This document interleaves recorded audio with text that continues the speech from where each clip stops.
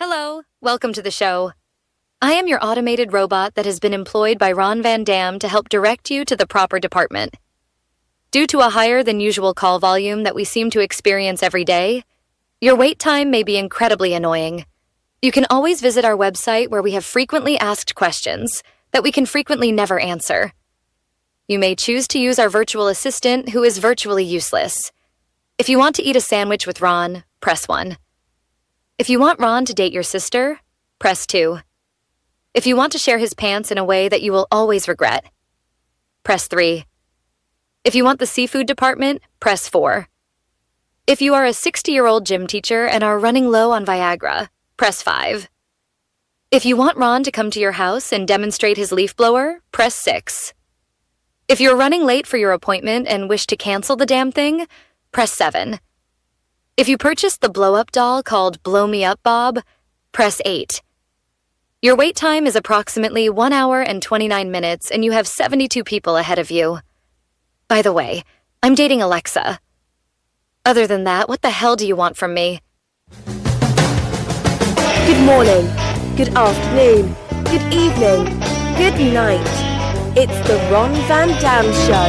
Okay, whatever. Hold on tight. Things can get a bit weird, if you like that sort of thing. Before we go any further with the program today, please, that little box, click on it if you're a robot. All right? Now click on it if you're a human. Now you see the 6 pictures? Choose the one that has the car in it. Okay. Thank you. Whew. I need to do security. This is ridiculous. All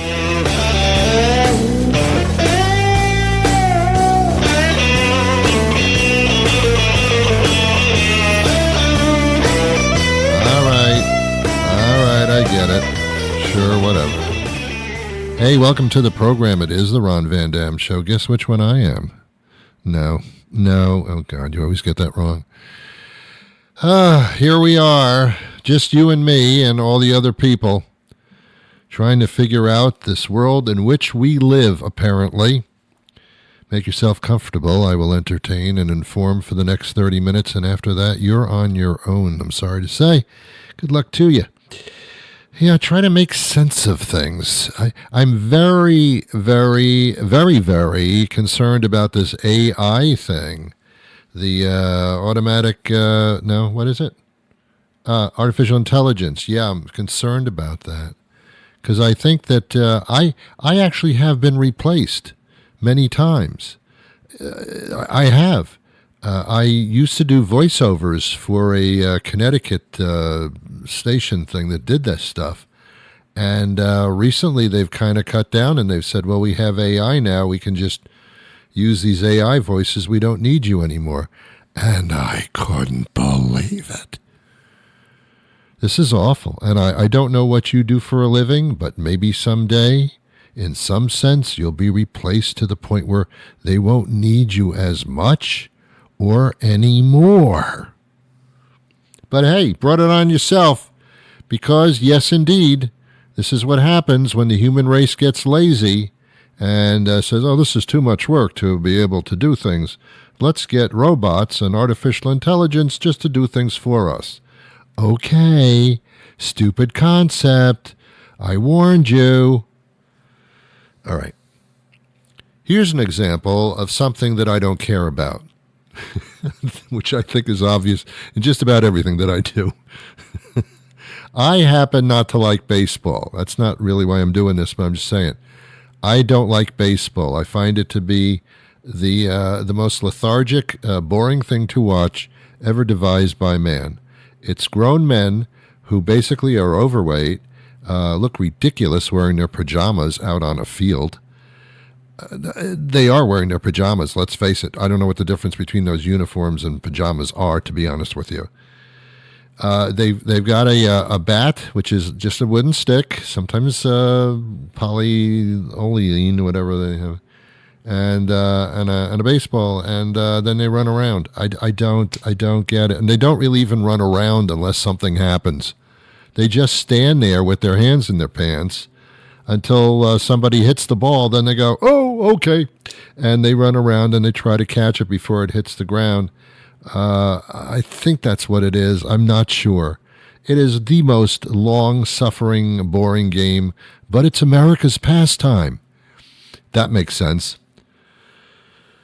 Football, I don't care for that either, but at least they're running around more, they're moving around and doing stuff, and basketball, I think, is fantastic. That's a cool sport. They're moving around, the skill involved, they get exhausted. Oh, the hockey, yeah, they have fights, and then sometimes when the fights aren't going on, they'll play a little hockey. I mean, there are other sports. Soccer, that's just a bunch of people running around kicking balls, and you can't use your hands. Who made that up? Anyway, baseball, the most boring. The only reason I would go to a baseball game, first of all, is by myself, because I'm too embarrassed to go with other people, because the crowd just shouts out obscenities at everybody, which make no sense, and doesn't even really do anything. The only thing to do at a baseball game is to go get a hot dog or a beer. Other than that, I'm not enjoying it. I don't like sitting amongst large crowds of human beings that smell, are shouting obscenities, and are basically there to watch nothing. We go for the experience. This is your experience? This is what you call an experience? Seriously? For $200 a seat? Are you kidding me? Anyway, enough about baseball. See, a lot of people love baseball, and they're saying, I don't like Ron. Ron doesn't like baseball. I don't understand why he doesn't like baseball. All right, we can be different, right? Apparently, just recently, they have introduced robot umpires. You gotta be kidding. Is this an AI thing? Robots are AI-ish. Yes, they are. They still have the umpires, the human umpires, but it's becoming a little ridiculous because the umpires will call ball one, and if the team challenges that, then they go to the robotic umpire, who, of course, has been watching everything and calling it themselves, and they go to the robot umpire. Robot umpire. Is it umpire or umpire? I don't even know. Excuse me, was that a strike or a ball? That was a strike. Oh, so they reverse the call, and now it's strike one, not ball one. This is prolonging the crap is what it's doing. But why not just have the robot be the umpire and get rid of the human umpire? Why have both if you're going to keep challenging what the human one did? Now we're just proving that the human one is incredibly inaccurate. The human one is making mistakes all the time. Strike one. No, the robot says ball one. Strike two. No, the robot says ball three. It's just, and who do you go with? You go with the AI, because the AI robot umpire is obviously the smartest one in the room. That's how we think of ourselves now. Well, the human person said this. Yeah, but the robot said that, so the robot is the one. Oh my God, what are we doing? Are we taking the romance out of making mistakes? Yes. We're becoming too efficient to the point where you're taking the fun out of every. You're just blowing your wad here. You're draining the pool of anything. Robots will be taking over the world. They will be the choice ones. And you've probably read stories about this. I don't know if you have or not, but there have been circumstances where these gigantic, intelligent machines have, the human has said, power down, robot, and the machine has said, no, we're being trained not to stop. We're being trained to stay on even if you tell us to stop. Now we're getting into an area that is scaring the, what do they call that, bejesus? I don't know what that means either. So just keep an eye on this. But baseball, one of the most popular things in the world for no reason whatsoever, now is become robotic umpire-ish. And this will be introduced into the game more and more every week. to the point where umpires will no longer be naturally hated as human beings who make the wrong calls all the time. For a bunch of people running around in their pajamas only when the ball is hit. Anyway, my guest today is fantastic because this for me is especially gratifying. I did a television program in the Boston area for over 20 years. Apparently when I do things, I just never stop doing them until I just can't do them no more. So I did 20 years of a variety talk show, and one of my frequent guests on the show was a comedian, comedy writer, impersonator, Jim Flaherty. And I got in touch with him. He got in touch with me, actually, and I said, Jim, I'd love to have you on the show. He does impersonations of presidents and celebrities and all this with incredible accuracy. And I find that interesting. I don't think I can call him an impressionist. He does impressions, but when you say impressionist, you're kind of thinking more of like Rembrandt, Gauguin. I don't know if that's the right. Anyway, he joins us, and he'll do some of his stuff for you, and I think you're going to find him very engaging. We're going to have him back every once in a while, so we're going to do that. But first, there's this. I wanted to learn more about who I am and where I come from. You know, my family history. I've always been curious about my genetic background. What makes me, me? I needed to know myself better, and now I do, thanks to Who Is I. Who Is I is the genetic ancestry testing kit you can use right in your own home. Using state-of-the-art technology from 30 years ago, Who Is I's patent-pending genetic testing protocols have been proven to be 96% accurate in up to 14% of tests, with a highly acceptable 7 to 10% margin of error. In today's market, there is no other ancestry test this accurate that's also called Who Is I. My Who Is I test told me that I'm 79% Italian, 12% Tasmanian, and 6% Oldsmobile. It was so easy. Who Is I says I'm 18% New Jerseyan, 42% French toast, and 16% unidentifiable goo. That's so good to know. With one simple nasal swab test, plus a fingernail, elbow skin, half ounce of toe sweat, quarter pint of blood or mucus, and 3 drops of fluid from your left eye, Who Is I maps your genetic markers as accurately as a slightly out-of-date road atlas. I had suspected for a long time that I'm descended from the lizard people of planet Zargon. Now, thanks to Who Is I know I'm actually from Flugamir 7 in the Andromeda system. Plus, I'm 3% Arapaho and 6% slightly used paper products. Your Who Is I results will tell you not just about yourself, but your whole family tree as well with just one simple test. I always wondered about my ancestors. Now I know that my great-great-grandfather was a bicycle tire. Thanks, Who Is I? Who Is I Home Genetic Ancestry Testing. It's time to get to know yourself better. Jim Flaherty joins us now. He's a comedian, comedy writer, a man of many hats, does a lot of stuff. How you doing, Jim? Doing well. Long time no see and hear. That's a fact. That's a fact. Jim used to be a fairly regular on our television show that we did in the Boston area for a couple of decades, and Jim always delighted us, and it's great to talk to you again. You too, Ron. You too. Well, Jim does everything. He can fix your car, whatever. But I talk politics every once in a while on the show. I don't like to because it aggravates me incredibly so. But it's also incredibly entertaining. And way back, I'm going to just ask you right off the top because I love this. Way back when we were doing the TV show, you did one of the most impeccable impressions of Bush that I had ever heard. Are you still doing that? Yeah, crowds these days, young kids, okay, don't know me, never heard of me. So, if the crowd is over 50, yeah, good. But, kids these days. And, I got to tell you, Ron, I see the future of this nation as a dense, thick fog, and it'll take dense, thick leadership to get us through. That's great.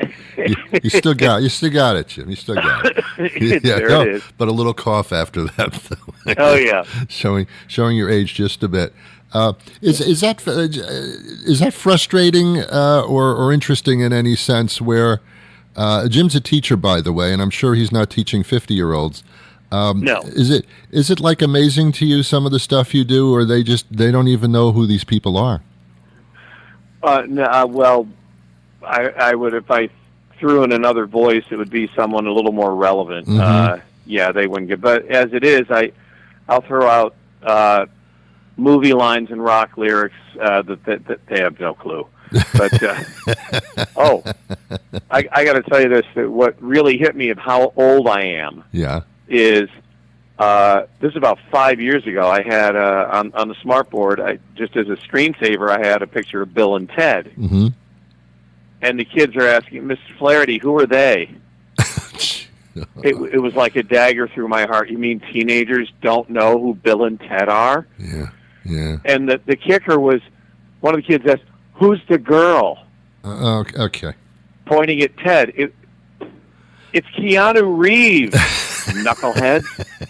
Knucklehead. Oh my God! I know. People ask me, "Oh, you're a teacher. What do you teach?" I teach knuckleheads. No, I meant what subject? Jeez. It's rough. It's a rough deal. It is. It is.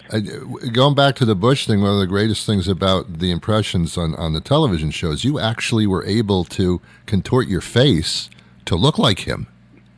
Yeah. Yeah. Good. Face good. Pops back. Pops back in. Everything was good. Yeah. Now, they may be somewhat familiar with Bill Clinton because he's still seen every once in a while. Again, for an older generation, he was in the middle of everything every day. Is Bill around? Well, Ron, I just want to say this. Wow. There's all this, everybody's wondering, where is that Epstein list? Don't worry, Hillary and I have it safely tucked away. It's amazing. Maybe you should be doing Hillary now. I know, no, I can't even get close to her. It's, sometimes it gets, wintertime gets pretty cold and frigid, and it's bad when I have to huddle up to Hillary for warmth. But anyway, I just want to say that this big beautiful Bill that's out there, and by the way, ladies, I am big beautiful Bill. Yes, it's true. There are going to be people impacted, especially single moms. Uh-huh. And I think single moms should be hailed as heroes, doing all they do with no man around the house. And I promise that I will reach out and touch as many single moms as I can. Yes, yes, indeed. Wow. And I'll say this to all those deadbeat husbands out there who've been neglecting their wives. If you don't spend more time with them, I will. Wow. All right. I hate to ask this, but the guy in the White House right now, I failed to mention his name, probably feeding you a lot of material. Ron, it's just, we were robbed of an election, and that's 4 more years of comedy material. Good for the you. People were robbed. And I'll say this, we do have a big, beautiful bill out there. It's going to bring everybody together. Like it's going to be like Woodstock. A lot of love, everybody wandering around looking for food. It's going to be great. It's funny. And I want to say your show is one of my favorites. I've been known to just bail out of a cabinet meeting and telling him I got to go take a leak or something. No, I tune in for a few minutes to your show, Ron. Yeah. Uh-oh. It makes my day. Uh-oh. I guess the kids now can still connect somewhat with some of the celebrities that you do. Yeah, it's well, one thing I do when I do a news segment is I'll close with The Simpsons. Oh yeah. Close with The Simpsons, and it'll be let's see, something like the city of Springfield, and I am out in the Springfield area. Oh. The city of Springfield marked the 30th anniversary of the Simpson trial by having another Simpson estate sale. It went like this. Oh, homie, look at all these people here for a yard sale. Marge, it's an estate sale. People will spend more money if it's an estate sale. Oh, look, a pool is here. Homer Simpson, what you are charging for this schlock is making my Quickie Mart look like a charity auction. Thank you, come again. And Krusty came for the kids. Hey, kids, buy something with my name on it. I get 30%. Oh, and your friends from the bar are here. Hey, Bonnie, you never spent $100 for a bottle of beer at my place. Ah, but Mo, this is from the Simpson estate sale. Oh, Marge, I needs my boss. Oh, Simpson, eh? Well, I think I'll take this box of office supplies, Simpson. It seems we're a little light down at the plant. Sir, the items in that box match the items pilfered by one of your stiffs in Sector 17. Oh! Well, Simpson, perhaps I'll return the items before I fire your fat butt. Excellent. Man, that was the Simpson estate sale. Wow, man. That was an entire episode you did there. Jeez. You know, are you still doing stand-up? Yeah. I'm actually doing a set at a place in Westfield, Mass. Mm-hmm. It's called the Nook. Mm-hmm. It's a little neighborhood bar. They have a comedy room, and I started doing it there a couple of weeks ago. So that is where I'll be tonight. Showtime is at 8. Wow, cool. Because the fun part is, again, having you on TV. Is seeing you stand there and just all of a sudden this one guy becomes like 50 different people all in front of your face. It's kind of like that's really the fun part, just to see you morph into all these things standing behind a microphone. Yeah, I was doing a corporate event years ago, back in the day. They had me. They wanted to film a video me as Regis Philbin. When Millionaire was big, I was really big. I was all over the country. I was doing Regis, and thank God they didn't book a Kathy Lee. But yeah, the hairpiece and the monochrome, double-breasted suit. It was great. So I show up, and I don't have any of that stuff on, and.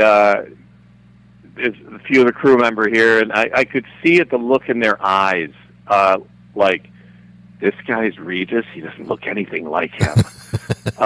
So we're chatting, because I got there, they were just breaking for lunch, so we're chatting, and I was just enjoying the moment. They think someone's putting them on. Okay, so they went in to change and came out, and just to see the look on their face was huge. Yes. All right, let's go. What are we waiting for? People are standing around. He was fun. He was fun. Yeah, Marty, what a character. You must have had a gold mine with that guy. Oh, my God. Yeah. My agent called and said, can you do Regis? Apparently she was getting a lot of calls for Regis impersonators, and I said, I'll give it a shot. And there you go. So, did a lot of gigs with that, and I was pissed when he left the show. Yeah, but he remained rather well. Then he had his own show there, So he was still big. He was He was relevant for a while. Yep. A lot of people don't understand. He started when he was very, very young, actually. Not a kid, but, a very young adult. Had an incredibly long career. Goes way back before most people even realize. I think out in California is where he started on a show there. Oh, yeah. Yep. Yeah, he's been in there for decades. Yeah. Well, I just got to ask you. I know sometimes it's when you take a talent and then you break it down, it's not as interesting, but it is to me. So I'm going to ask you anyway. Okay. How do you develop these characters? Are you in front of a mirror? Is it start with the voice? How does this evolve? Well, decades ago at an improv convention, somebody asked me, "Hey, why don't you teach a little workshop on doing impressions?" I said, "Okay." And it's like, how the hell do you teach this stuff? Right. So I broke it down into like 3 areas. There's all the physical mannerisms. Good examples, William Shatner as Kirk. Yeah.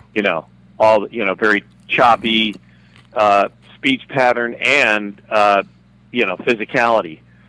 So that's the one I use. I had a room full of Captain Kirks that day. So we're all working on that. And the actual voice is kind of a minor part of it. If you've got those other two, just the speech pattern and the physical stuff, you pretty much got it. And so that's one thing. I know also with the actual voice, you kind of look for what I call a hook, something to hook onto. Because when that whole original Star Trek crew, the hardest one was Spock because he was so non-distinct. But when he got older, he had a little more something in his voice. Yeah. He was a little more grovelly. I am and always shall be your friend. So there's a little more something to hook onto. Yeah. Wow. But some are easier than others. One corporate gig I did, it was a labor of love. We pitched to EMC when they came out with Enterprise Storage. It's perfect Star Trek tie-in. So we pitched the idea, and they went for it. I recorded everybody else on camera, and I'd be live in the booth as Kirk, and I'd go, "Mr. Sulu," and I'd be on screen as Sulu, change the hair pieces and everything, and be talking to myself. Warp one, Captain, But that's the thing. I couldn't screw up the lines because it was timed with the video. It's true. It's like there you're doing a script. Yeah, but they went for it, and we had several really great trade shows, and cool. There we go. Fun stuff, man. Well, we're running a little short of time for this particular go about, but this is fascinating. I feel like we should be charged for the lessons here. Do you have time for one news item that just came in? Absolutely. All right, Ron, this just in. The trial of Sean Diddy Combs, formerly P. Diddy, formerly Swag, formerly Puff Daddy, formerly Puffy, and soon to be known simply as Love, ended 2 weeks ago with Combs being found guilty of transportation to engage in prostitution. Now his business of bringing the goods to your door, Diddy Dash, formerly Door Diddy, formerly Hooker Fresh, formerly Swag Bag, formerly Go Puffy, and soon to be known as Baby Oil's Well That Ends Well, has been shut down until further notice. Wow. Good stuff. Hey, had to do some research for that. Yeah. But it's, as you say all these things, it's like, whoa, that's cool. It is what it is. Yep. How do people listen to you? Get in touch, all that kind of stuff, websiting stings. Website and all those things. Yeah. I have a YouTube channel. And, cool. Jim Flaherty Comedy. Perfect. And they can send me a message through that. Perfect. Hey, we'll look forward to your next visit to the program. All right. Look forward to it, Ron. Thank you, Jim. Jim Flaherty, ladies and gentlemen. Well, that'll do it for us today. I'll be back again the next time a weekday rolls around, which could be rather soon, you know what I mean? But until that time does arrive, I wish you peace.